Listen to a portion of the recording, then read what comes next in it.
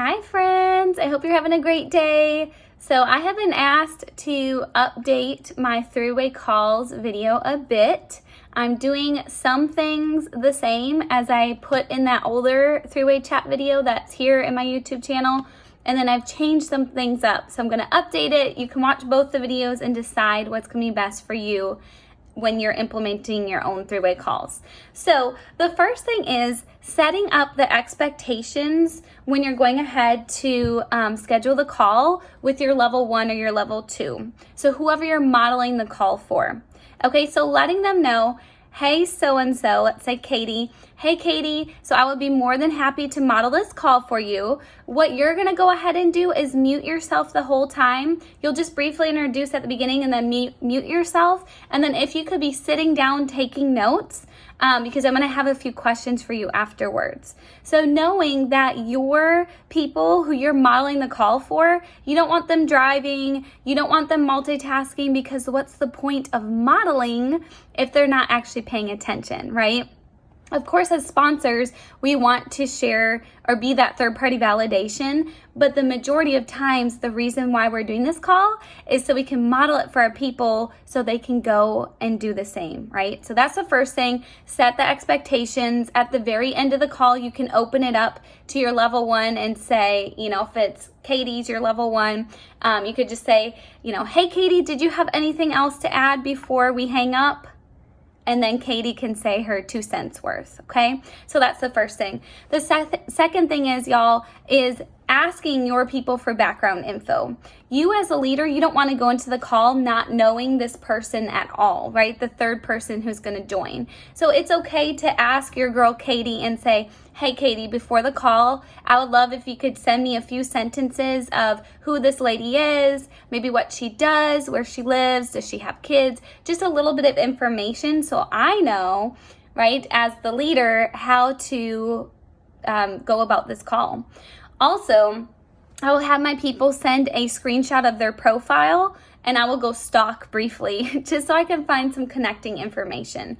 So that's the other thing. If you're actually leading the calls, make sure your people are filling you in with who you're going to be talking to. The next thing is, y'all, is time, right? People's time is precious. And what I find is a lot of times I'm doing these calls during lunch breaks, right? So 15 to 20 minutes max.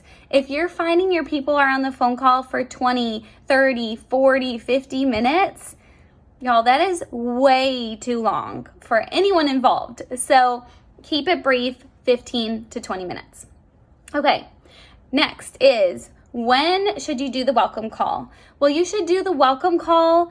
You got to capitalize on their excitement. So as soon as they click that button, right, the next page that comes up on their computer is that page of celebration, right? All the confetti is there.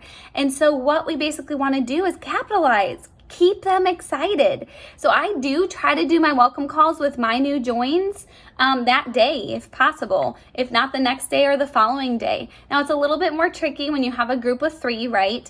But as soon as you can initiate and say, hey, when can we get on the call? That's going to be really good.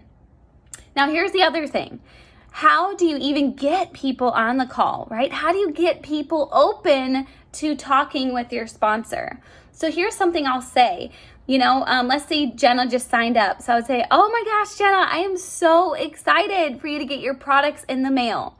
In the meantime, when do you have 15 minutes today or tomorrow that we can jump on the phone? I want to make sure that I'm going to help you get all the results you're looking for with Plexus. And you know what?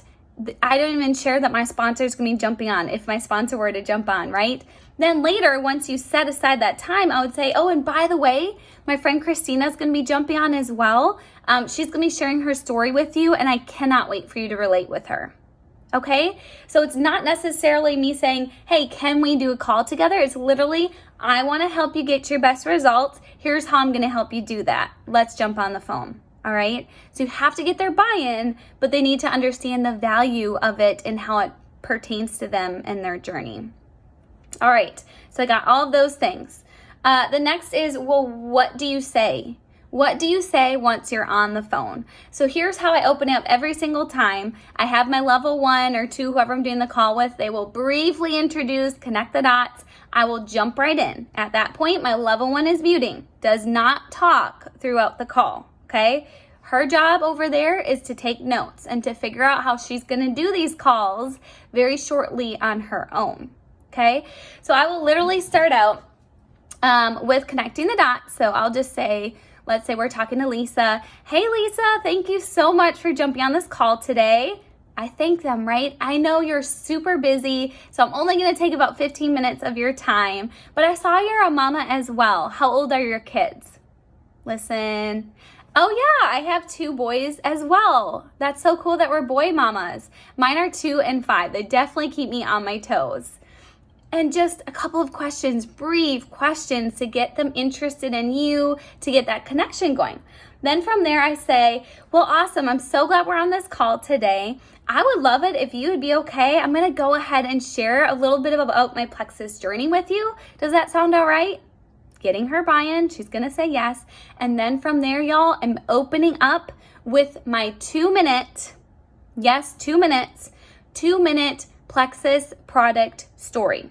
Okay, so I'm opening up with my Plexus product story. Then from there, I'm gonna ask a question to get her engaged again. Do y'all understand how this is a conversation? It's not just April talking.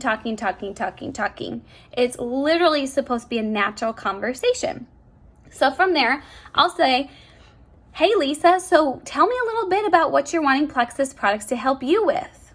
Okay, Lisa shares with me. That's when I validate. I say, oh my goodness, you're gonna see all those results with Plexus. Here's a few things you can do to make sure that you are seeing those results. And then I give them 3 things every single time. The first one I'll say, are you a water drinker, Lisa?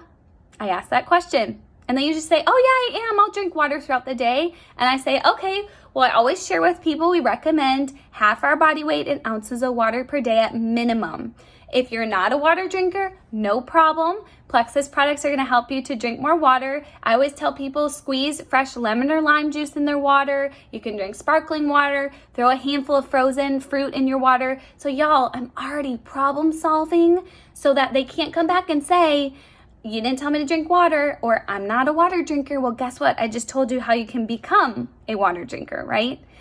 Okay, the next thing I'm gonna share with them is I'm gonna say, okay, this may sound ridiculous, but you need to take your products consistently. So that means we don't want them sitting on the counter. We don't want them sitting in your purse. Literally put them somewhere where you'll see them. Or go ahead and set some alarms on your phone so you don't miss any of the dosages, because I want you to feel your very best as fast as we can. Okay, so setting the expectation of, you can't tell me you forgot about your products because I just told you how to remember them, okay? And then the last thing I'm gonna say is, hey, by the way, you're gonna be in contact with, let's say I'm doing this with Rachel Griffin, my level 1. You're gonna be in contact often with Rachel. She's gonna be checking in to see how you're feeling. She's going to be asking you questions, sharing amazing resources with you. So just make sure that y'all are getting connected and that you guys are communicating how you're feeling so that if needed, we can tweak things and adjust things and help you to get feeling good very quickly. Then from there, I'm gonna say, okay, Lisa, do you have any other questions I can help answer about the product side of things? And then I'm gonna answer her questions if she has any. Sometimes they do, sometimes they don't. Then from there, I'm gonna say, now also, specific to Plexus, I have a product story and I have a business story, okay? So now I would love to share with you a little bit about what the business side of things have done for me. Now, depending on who I'm talking to will depend on what I say, because my business story is long and I only want it to be 2 minutes. So maybe it's someone who has a lot of debt. I'm going to share how we've got out of debt. Maybe it's someone who works in the schools. I'm going to share how I worked in the schools. Maybe it's someone who longed to be with their kids. I'm going to share how I felt the same way, right? I'm going to try to figure out pain points talking to my level 1 before I start this call, right? So I'm going to share my story, only bits and pieces, because I don't have time to share it all. Then from there, I'm going to help Lisa to think a little bit bigger. So I'm going to say something like, have you ever thought of supplementing your income before? Or have you ever thought about using social media to make extra income? Or Lisa, tell me a little bit about your life right now. If you could wave a magic wand and change anything in the world or change anything that's going on in your life, what would those things be? Right? Helping her to think bigger. Or Lisa, if your calendar were empty and your bank account was overflowing and you had never-ending cash, how would your life look different? Just getting her wheels to start spinning. Now notice, I didn't say anything about how would you like to get your products paid for? How would you like to make $300? No, I'm making her think about how her life can look so very different. And I'm going to validate, and I'm going to use the feel, felt, found as much as I need to. And then y'all, what I typically close with, I share if I know they have potential, I'm speaking into why they can do this with us, why they would fit right in with the team, why their personality would be really great with what we do. And then one of the last things I'll ask on our 15-minute call is, what do you think, Lisa, would hold you back from jumping all in with the opportunity side of things with Plexus? And I listen. And I answer that objection because there's always some sort of objection. Maybe it's time, maybe it's the husband, maybe it's that she doesn't have a testimony yet, maybe it's that she tried another MLM. Whatever it is, I'm going to speak to those objections. And then I'm going to say, I am so excited for this journey. Just to let you know, this can be as small as you want it to be. It can be you and your product story, or it can be as big as you could ever dream, ever could imagine. And that's where I'll end with, I was over there 3 years ago on a phone call just like this. I wasn't thinking big. And I've thought about it so many times. If I were thinking big right away, how much different my life would have been so much faster. And then from there, I say, hey, Rachel, do you have anything else to add to our call? I'll ask my level 1. She'll say, yeah, I'm so excited for your journey, blah, blah, blah, whatever it is. And then from there, I just say, hey, y'all, I'm here to support you in any way that I can. Thank you so much, Lisa, for jumping on the phone today. Click, done, right? Now, depending on how much Lisa talks will depend on how much we'll go back and forth, right? Now, all the calls don't go like this because sometimes they have really deep questions. And so I'm answering a lot of those deep business questions, right? They come in with leadership level questions. Sometimes they're very cold to the business side of things, right? So I don't go as far. So it just depends person to person. Y'all, these calls aren't black and white. They're casting vision. You have to listen to what they're saying and react to what they're sharing with you, basically. Speak to what they're sharing with you. And then typically I will, right after we get off the call, I'll call my level 1 and I'll say, okay, tell me, what are some things that I did that you want to implement in your calls? Or I'll ask them specific questions. What did you think about her objection?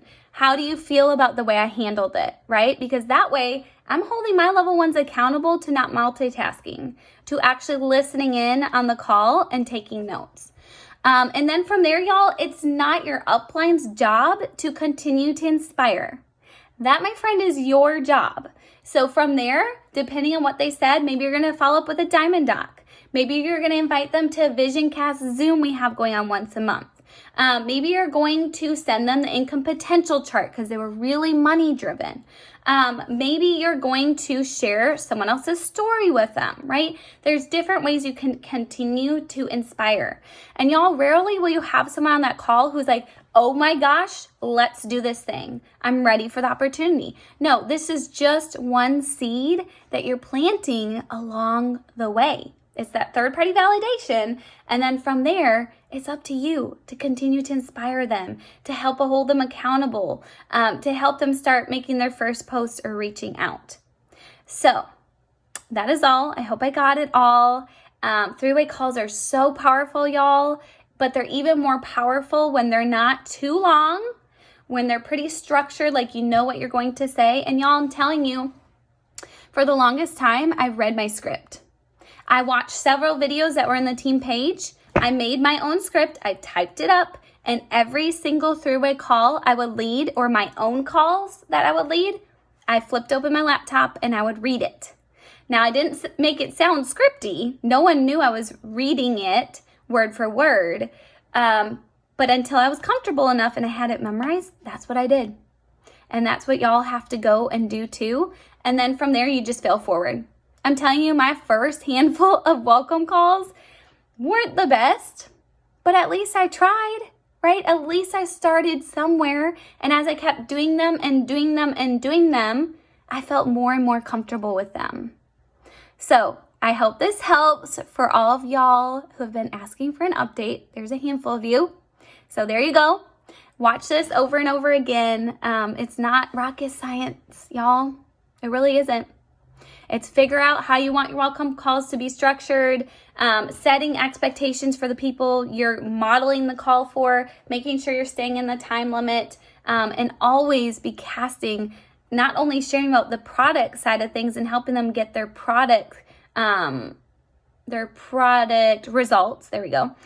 It's also business side of things.